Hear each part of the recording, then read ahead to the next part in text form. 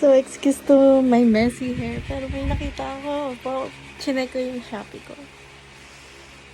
Teka, titignan ko talaga kung yun talaga yun. Ayaw pa kumuha. Tara.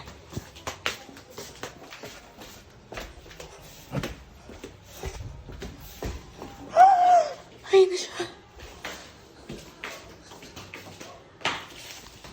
Hindi ko na mapigilan. Hindi ko alam kung against the light lang. Ayan!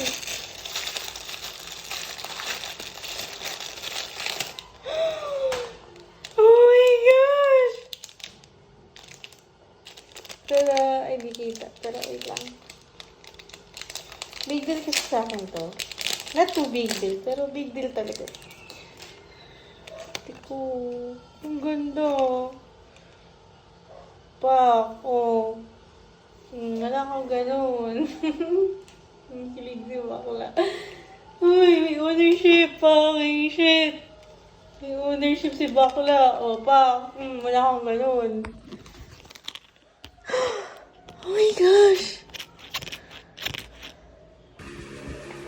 If you know this, buti alam mo. Kasi nagkakaintindihan tayo.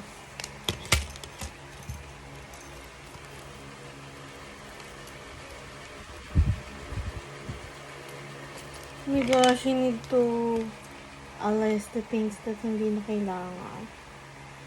So sad. Ho. Hindi siya ba?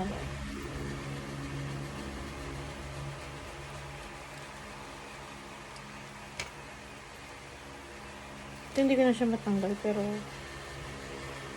hindi, pwede ko matanggalin. So wala na rin naman. Nahulog na rin yung mismo ano niya.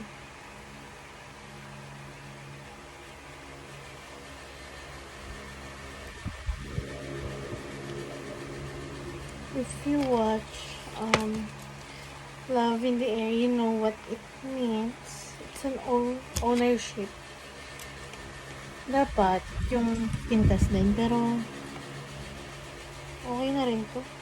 Ganda kaya nung ano, yung pinaka, ito. Hindi ko naman tawag dito, pero ang ganda.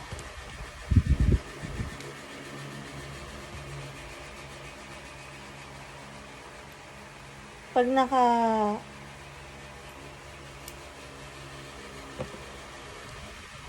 na yun.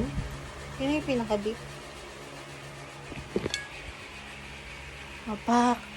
Pag naka-formal ako, lalagay ko siya dito. O, diba? O, diba ang gulo ng buhok? Pero ang saya ko, no? May ownership si bakla. Actually, nalagay dapat to sa... Dalawang isip tuloy ako. Kung lalagay ko siya sa bag, or... Ito, meron pa kayo sa dito.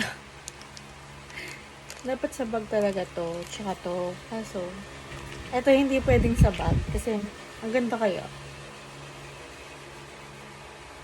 So, yeah. Ang ano lang, gumaganon siya.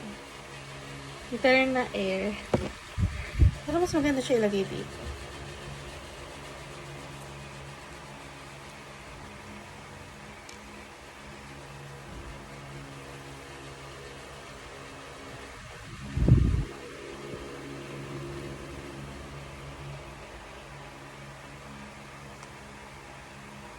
Babaw na kaligayahan ko.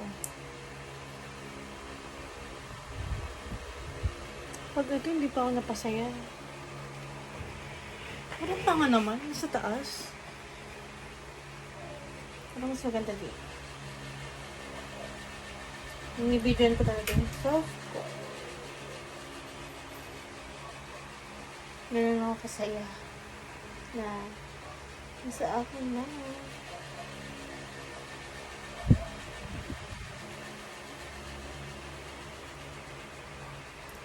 Actually, meron pa isa. Main character pa nga yun. Pero hindi po dumadating. So, ito muna. Mas bet ko to. Ayan, bet ko siya. Okay na. Bye!